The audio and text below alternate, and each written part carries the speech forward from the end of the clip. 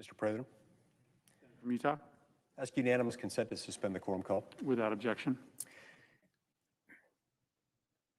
Some of our nation's finest answered the call of duty here in our nation's capital over the last 2 weeks to assist with the peaceful transition of power and make sure that it was, in fact, peaceful.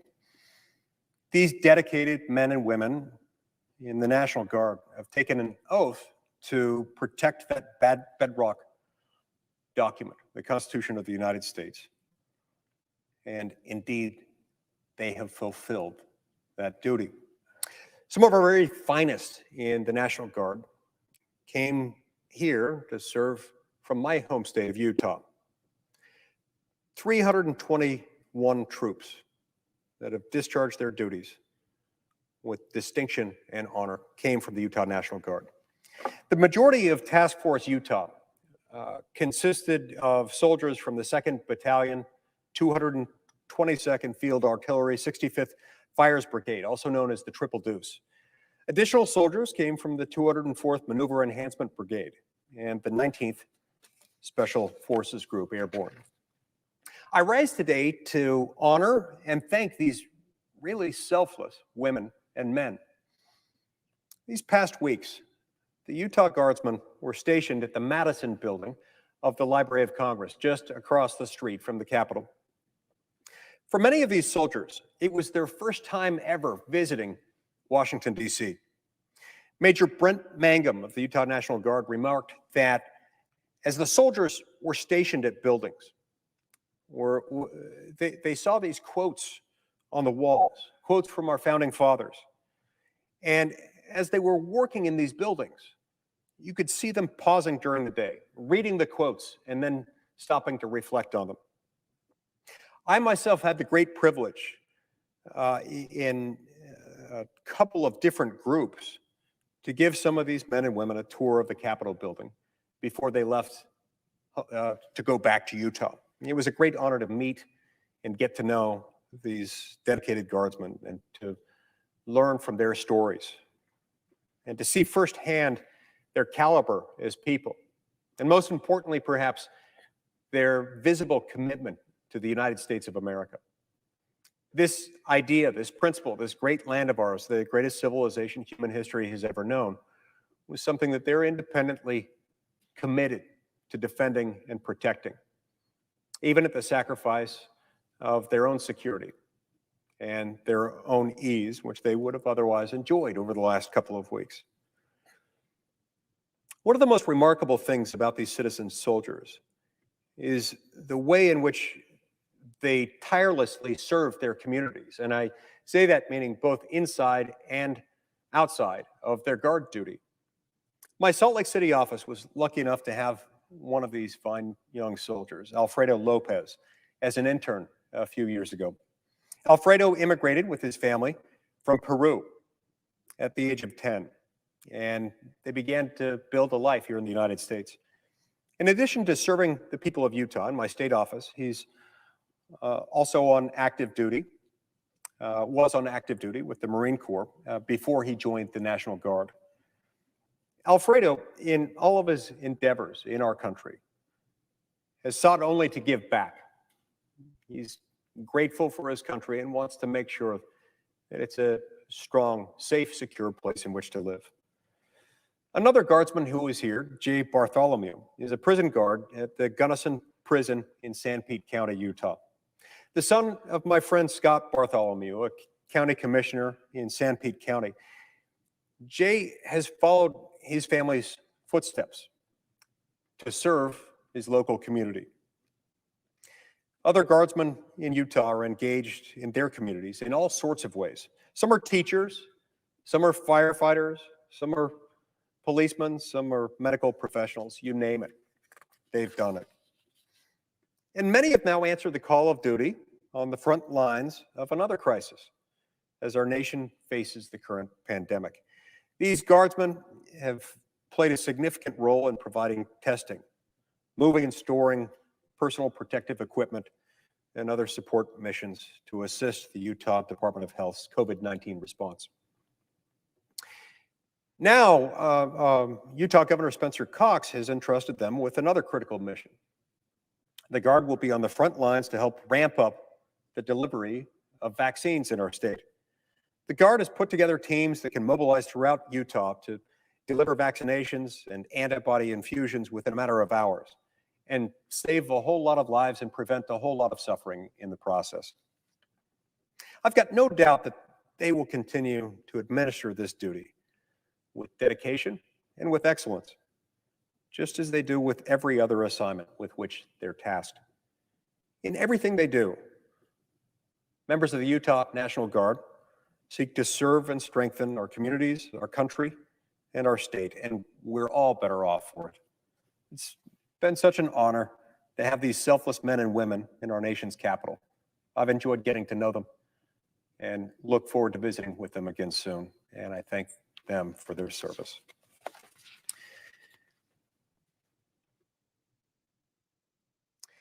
Now, Mr. President, I'd like to discuss another important matter. This past week, we marked the anniversary of a deadly day in American history that has resulted in the loss of millions of innocent American lives. That is the anniversary of Roe versus Wade. Since January 22nd, 1973, more than 60 million unborn children have been lost to the scourge of abortion. This week, we honor and remember those lives as well as those who have been hurt by the pains of abortion. In a normal year, tens of thousands of Americans would be marching down Constitution Avenue this Friday to do so. This year, as with so many other things, the March for Life will instead be virtual. But nonetheless, Americans will continue to march, whether virtually or in person where they can. The theme of this year's march is Together Strong, Life Unites, a fitting theme following a year rife with division, violence, and loss. Now more than ever, we must unite as a nation, turning with hope towards the future. Hope that our nation will heal. Hope that justice will prevail. Hope that the grievous act of abortion will be forsaken. And given our country's history, in which we've stubbornly made mistakes, but thankfully come around in the end, there's much reason for hope. But we cannot heal and we cannot unite if we don't honor and respect all of the American people, born and unborn. So many of the deepest injustices in our country's history have stemmed from one dark, dangerous thing. That is, when we've rejected the dignity of the human person. When we've denied the humanity of our brothers and sisters. When we've discriminated against others based on the way they look, think, love, or worship. And when, because of that, we've looked at them not as people, but as things, as mere objects to be acted upon. As abolitionist William Lord Garrison put it, the worst kind of oppression, to be regarded with the greatest degree of indignation and abhorrence, is that which turns a man into a thing. Now, we've discriminated against a whole class of people, not based on the color of their skin, but on their age and development. But it doesn't change the truth. The truth is that a baby inside the womb can respond to human touch by the age of 8 weeks and feel pain by the age of 20 weeks, who can recognize her mother's voice even before she is born, who has a perfect little nose, fingernails, and a beating, fully functioning heart, her own distinct, unique DNA, and her own unique, unrepeatable soul. Science and medicine are only confirming what we know deep down, that unborn human beings are, in fact, little persons. The evidence is only getting plainer by the day. But when we deny the humanity of our brothers and sisters, as we've seen throughout our history and over the past year, the inevitable and tragic result is violence. Abortion does undeniable violence to the baby and undeniable violence to the mother. Thankfully, looking back at the past decade, we've made significant strides toward building a culture that respects and values and even protects all human life, even in its simplest, earliest stages of development. Many states have ensured that public schools are public funds, rather, are directed toward pregnancy help centers rather than abortion facilities, providing life-affirming alternatives to families in need. And in just the last decade alone, states have passed more than 400 pro-life laws, more than 1/3 of all pro-life laws that states have passed since Roe versus Wade was decided. This is indeed reason for hope. Mr. President, through our laws and with our lives, we ought to affirm the truth that the lives of both the mother and the baby matter, and that healthcare should heal, protect, and preserve both of those lives. I've introduced legislation to help our laws affirm that very truth. Through my bill, the Abortion is Not Healthcare Act, we have the chance to stop the tax deductibility of abortions, which are currently categorized as medical care by the IRS. Because we must be serious, whatever else it may be. Of course, elective abortion is not health care. That's why physicians literally take an oath to do no harm. The government should not offer tax benefits for a procedure that kills hundreds of thousands of unborn children each and every year. And we also have the chance to prematurely stop the use of American foreign aid, the opportunity permanently to stop the use of American foreign aid from funding or promoting abortions overseas, perpetuating violence against women and children abroad, especially baby girls. The Protecting Life in Foreign Assistance Act will save countless lives across the globe. And it affirms the truth that the lives of all unborn children, regardless of where they're from, have dignity and worth. As the lyrics of a children's song in my church, a song that I sang in Sunday school as a child, say about each one of us, I am a child of God. We are all one human family, all children of God, these littlest among us too, who cannot yet sing for themselves. But they will soon. They will soon. Thank you, Mr. President. I yield the floor. Absence of quorum. Clerk will call the roll. Ms. Baldwin.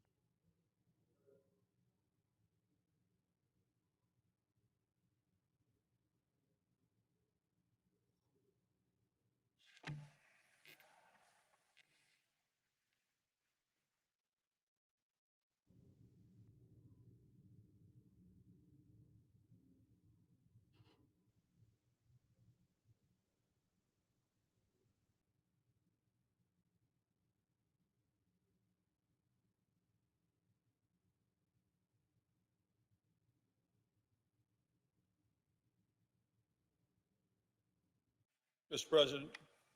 Senator from Wyoming.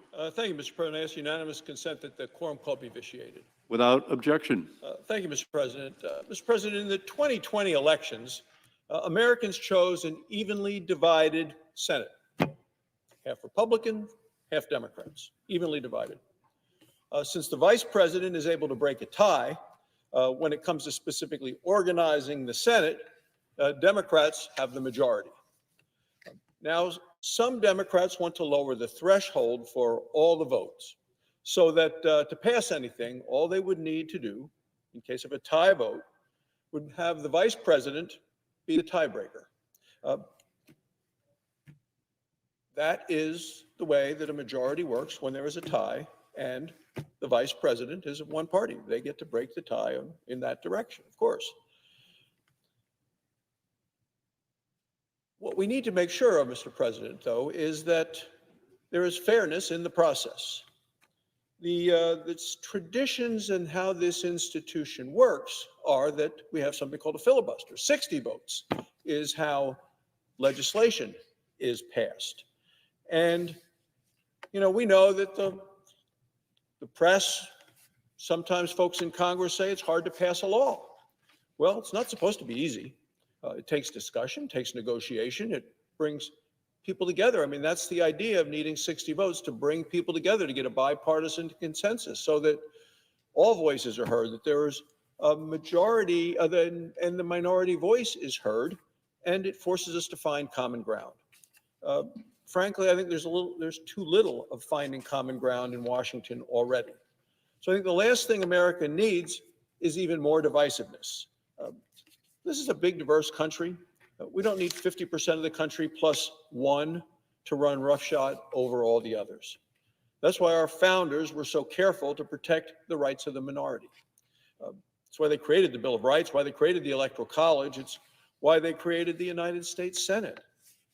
The founding fathers didn't want the Senate to be a copy of the House. We're intended to be a check on the House. That's the story that President Washington compared to the Senate to a saucer used to cool down a cup of tea. President Madison compared it to a fence.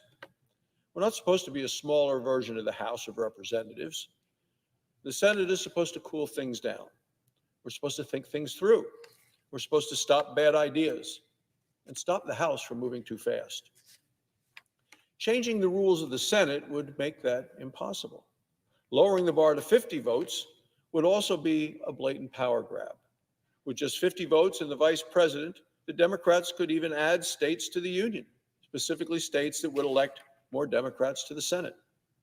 It would give them even more Senate seats, could even give them a permanent majority in the Senate. With 50 plus votes plus the Vice President, Democrats could also pack the Supreme Court with liberal activist judges, judges who legislate from the bench, not judges who apply the law as written. That would give them a permanent majority, both in the Senate and on the court. With a single rule change, one branch of government and one chamber of Congress could be under permanent Democrat control. So it's no surprise that that's tempting to Senate Democrats, and the far left branch of that party is demanding that that occur. You'll remember, Mr. President, that when President Trump was in office, Republicans had a chance to do exactly the same thing. In fact, former President Trump repeatedly asked us and told us that we should do just that. In one particularly memorable example, he tweeted, "The U.S. Senate should switch to 51 votes." He said the Dems would do it, no doubt. More than 30 different times, President Trump asked that Republicans end the filibuster. We didn't. We stuck to the intentions of our founding fathers. We protected the rights of the minority, and we put country before party. If Democrats won't stop the power grab for the good of the country, then they should at least do it for their own good. Democrats have only had 50 votes in the Vice President for a few days. Back when Democrats were in the minority, 33 Democrat senators said they didn't want to change the rules. They signed a letter, and that letter called for the preservation of the rights of the minority. 27 of those Democrats are still members of the Senate today. One of those Democrats is now the Vice President of the United States, Vice President Kamala Harris. Even President Biden called the idea of eliminating the filibuster a very dangerous move. The White House press secretary told us last week that President Biden still opposes changing the rules. If Democrats go down this road and break the rules of the Senate, they're doing more than just hurting the institution. They're admitting that their ideas don't have broad bipartisan support. Think about it. If the Democrats' agenda had the support of the American people, then they wouldn't need to change the rules. Democrats could find bipartisan support to pass their tax increases, they'd leave the rules alone. Democrats could find bipartisan support to pass the Green New Deal and the higher energy costs that come with it, they'd leave the rules alone. If they could restrict gun ownership, they'd leave the rules alone. They can't, and they know they can't. They know the American people have looked at their progressive agenda and said, no, thank you. President Biden's inaugural address last week talked a lot about unity. He said that with unity, we can do great things, and I agree. I asked my Democrat colleagues if they agree with the president's inaugural address, or do they really think that they want to make the United States Senate more partisan, more divided? Do they really want to take power away from individual senators and give it to whoever has 50 votes and the tiebreaker at the moment? If it's hard for Democrats to pass laws, then they should try talking with us. Propose bipartisan solutions to our nation's challenges. Persuade your colleagues. Make progress together. As my friend, former Senator Lamar Alexander said in his farewell address just a month ago, he said, we don't need to change the rules. The Senate needs a change of behavior. So I urge my Democrat colleagues to reject a blatant power grab, stop this rush to take more and more power, come to the center, reach across the aisle, find common ground. Senate Republicans are ready to work together to help the American people, to get people back to work, to get our kids safely back to school so they don't fall further behind, and to get the coronavirus behind us. Join us, let's work together, let's do what's right for the people that we serve. Thank you, Mr. President. I yield the floor.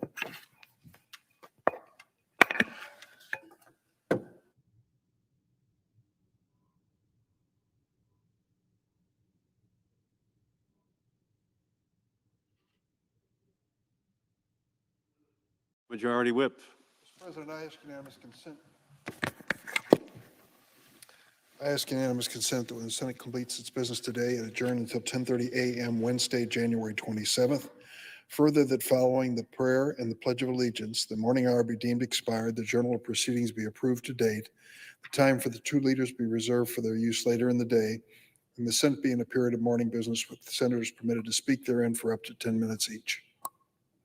So ordered. If there's no further business to come before the Senate, I ask that it stand adjourned under the previous order.